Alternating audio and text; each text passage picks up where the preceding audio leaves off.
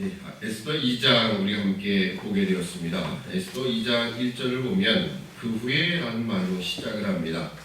그래서 성경은 우리가 볼 때에 이런 무슨 일 다음에 이런 일이 벌어졌는가 이런 이야기 속에 앞장에 있었던 사건과 금방 떠올리게 되죠.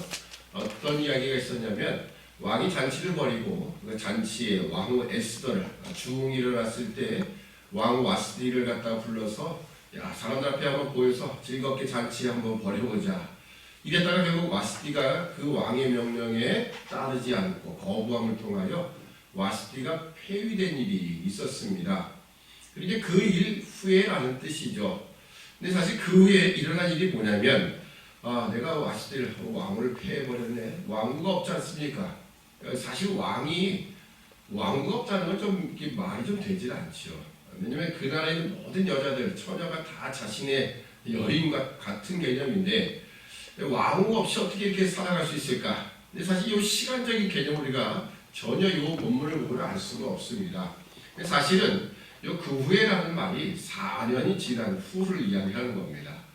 사실 상당히 긴 기간이죠. 그럼 사실 왕이 4년 동안 왕후 자리를 비워놓고 있었다. 이게 좀 사실 이해가 되지 않습니다. 근데 왜 그러냐면 요 사이 원래 우리가 1장을 볼 때 이런 말씀을 드렸죠.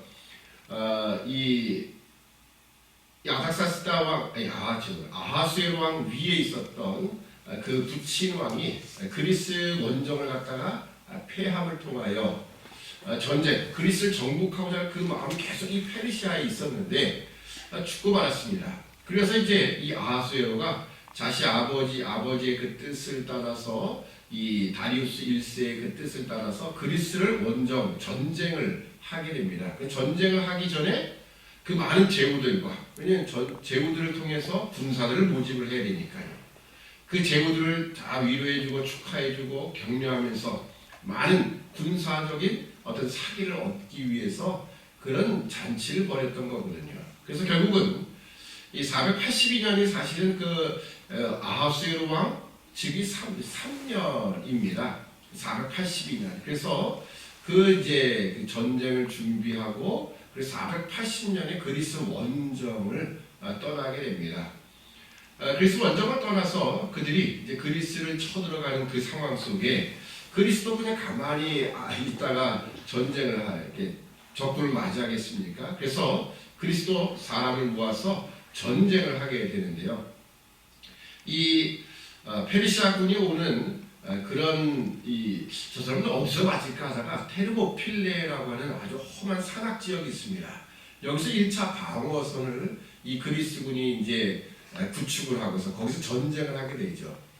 근데 이미 방어선을 구축한 그 험악한 산악지대에서 구축하고 있는 이 그리스군을 아무리 페르시아가 어마어마한 대군을 거들고 하도 이게 어려운 거예요. 3일 동안 전쟁 속에서 이 테르모필레에서 엄청난 손실을 보게 됩니다. 자, 그런데 마침 이 그리스군에서 배반한 사람이 한 사람이 생기게 됩니다. 그래서 이 험악한 산악 지역을 우회할 수 있는, 그래서 그리스군을 칠 수 있는 그런 새끼를 알려주게 됩니다. 그래서 3일 후에 사실은 이제 역전이 일어나게 되는 거죠. 그래서 그리스군이 후퇴를 하게 됩니다. 후퇴를 하면서 여러분이 잘 아는 스파르타군 알죠? 스파르타의 300명 아주 이 정예 군사들, 이 300명만 남겨놓고 그리스군은 다 퇴각을 해버립니다. 그래서 이 300명이 얼마나 아주 용맹하게 싸웠는지 우리는 그걸 잘 알고 있죠. 스파르타식 교육그러면 아주 철저하게 훈련시키고 사람이 서히 어떻게 보면 이렇게까지 교육을 시킬 수 있을 정도인가 라는 정도의 그런 훈련을 받은 군사들처럼 이 스파르타 이 군사 300명이 마지막 한 명이 다 죽을 때까지 아주 용감히 싸우면서 이 페르시아군에 엄청난 손실을 주게 됩니다. 자, 그래서 이제 결국 이 테르모필레에서 승리한, 그래서 이제 아테네로 진격을 하게 됩니다. 아테네 진격에서 들어갔더니 궁이 성이 다 비어 있는 거예요.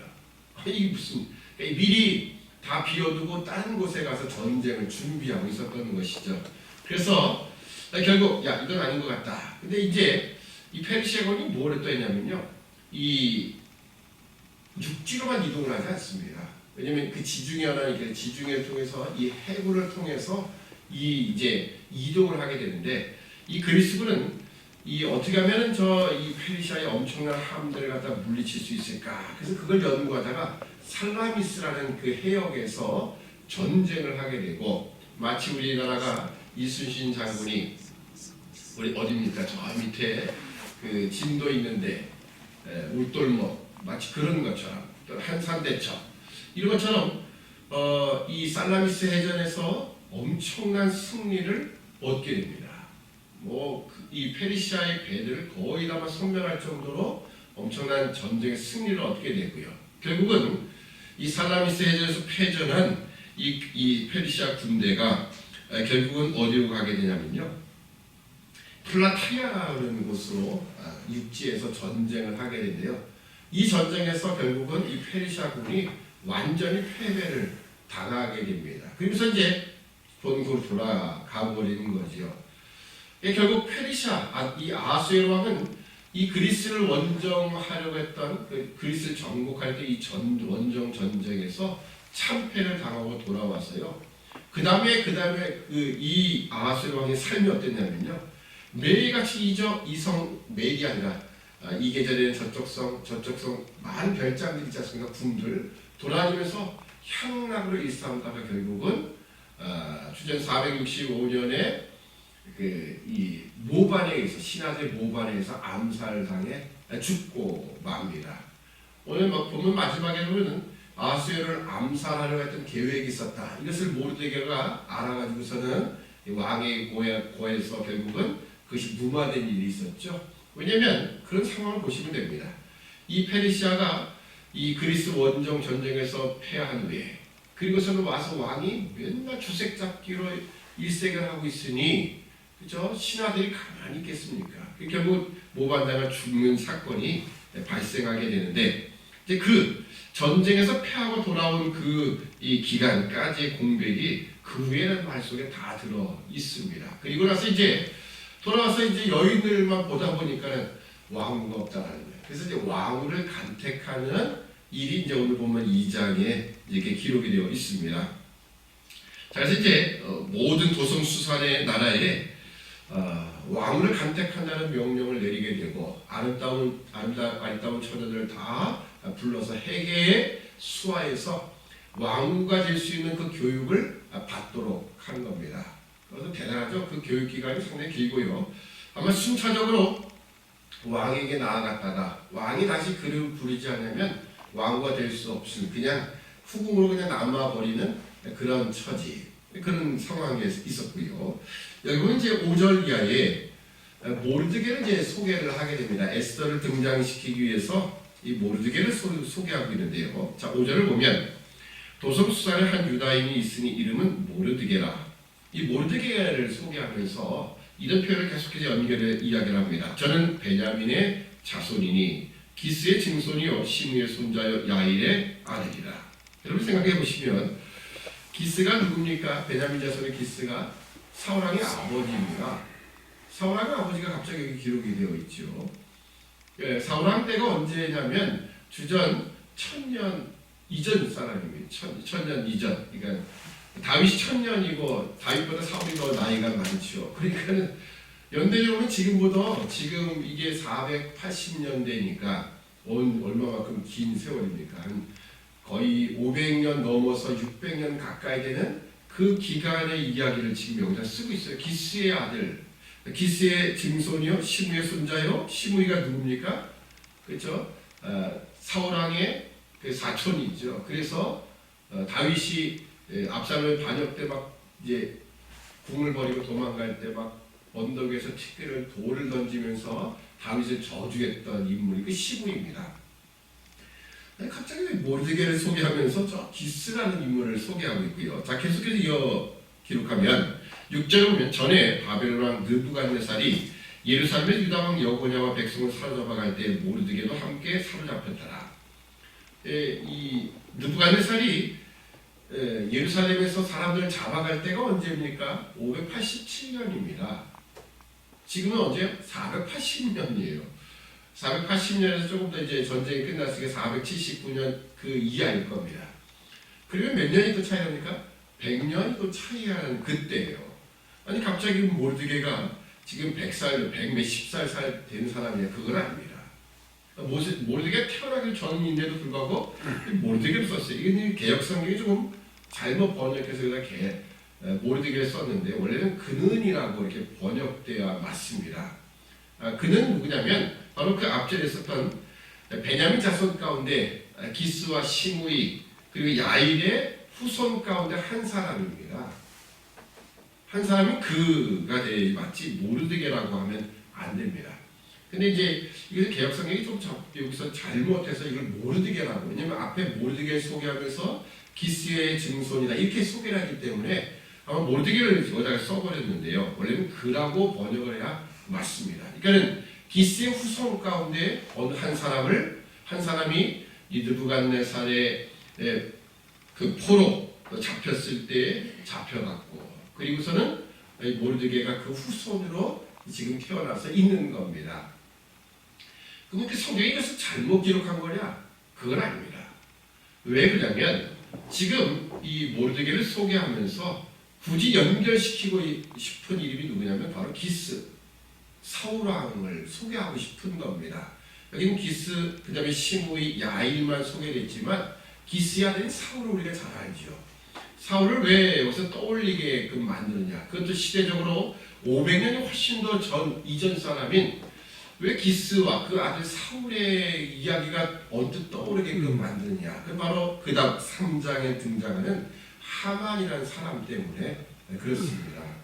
하만은 누구냐면 아각 사람의 후손이, 아말렉 사람의 후손입니다. 아각이 누구냐면 사울왕이 이제 하나님의 명령을 따라 사무엘이 이야기를 하죠. 가서 아말렉을 진멸하라. 이스라엘 백성이 광야 생활할 때 그 사람이 지친 틈을 타서 그 후비를 공격했던 아말렉 사람, 그들 다 진멸하라 했을 때 사울왕이 가서 진멸하되 누굴 사로잡아 옵니까? 아각, 아말렉의 왕이었던 아각을 사로잡아 오고요. 물론 죽었지만 아각을 사로잡아 오고 그 다음에 짐승들을 살려왔던 그런 이야기를 우리가 알고 있죠. 그러니까 아말렉은 어떻게 보면 대대로 이스라엘과 원수지간으로 사는 백성이었어요. 광야 시대 때부터 시작해서 사울왕 시대 때 그 하나님은 대대로 이 아말렉과 원수가 되도록 그렇게 하시겠다, 그렇게 말씀을 하셨던 거거든요. 그래서 여기 본문에 모르드게를 소개하면서 베냐민 자손이고 기스의 이 후예라는 그 표현 속에는 바로 사울왕 때 있었던 아말렉과 그리고 이 이스라엘 관계를 지금 미리 설정하기 위해서 소개를 하고 있는 겁니다. 그래서 그런 차원에서 보면은 이 본문이 결국 뭐 쓸데없이 그리고 아무 의미 없이 그냥 쓴 것이 아니라 이런 배경을 놓고 아각 사람 하무다다의 아들 이 하만을 소개하기 위한 것임을 우리가 알 수가 있습니다. 자, 그런데 모르드게가 7절에 보면 저의 삼촌의 딸 하다사 곧 에스더를 양녀처럼 자기 딸처럼 양육을 했다라고 합니다. 그래서 이제 이 모르드게가 에스더를 아마 상당히 아름다운 여인이었고, 그래서 이 에스더도 이 후궁의 그 후보에 들어가게 되고요. 그래서 결국은 그에게 너 때가 이르렀다. 절대 네 민족을 고하지 말아라. 그래서 어떤 민족인지 전혀 모를 수밖에 없었던 그 상황을 소개하고 있습니다. 자, 이제 뒤로 쭉 넘어가서 결국 이 에스더가 왕에게 나아가게 되지요. 자, 16절 보면 아하수에로 왕의 7년 10월 곧 데벳 월에 에스더가 이끌려 왕궁에 들어가서 왕의 앞에 나아가니. 그래서 왕의 7년이면 4년이 지난 후지요. 3년에 잔치를 벌인 일이 기록됐고 와스디가 폐위가 되고, 그리고서 4년이 지난 이 7년에 에스더가 왕이 되게 됩니다. 그래서 연도수로 보면 482년에 잔치를 벌인 일, 480년에 원정 전쟁, 479년에 돌아와서 결국은 고 해겠죠. 그 해에 결국은 이제 에스더가 왕으로 뽑히는 그런 일이 이제 기록되어 있습니다. 자, 그래서 이제 왕후가 된 후에 자 17절 왕이 모든 여자보다 에스더를 더욱 사랑함으로 저가 모든 처녀보다 왕이 앞에 더욱 은총을 얻으니라. 왕이 그 머리에 면류관을 씌우고 와시들을 대신하여 왕후를 삼은 후에 왕이 크게 잔치를 베푸니 이는 에스더를 위한 잔치라. 모든 방백과 신복을 향하고 또 각도의 세금을 면제하고 왕의 풍부함을 따라 크게 상주니라. 그래서 이 에스더가 왕위에 올라간 이 일이 아주 크게 기록됨을 볼 수가 있습니다. 자, 그 다음에 이제 21절에 보면 모르드게의 일로 잠깐 옮겨지게 되는데요.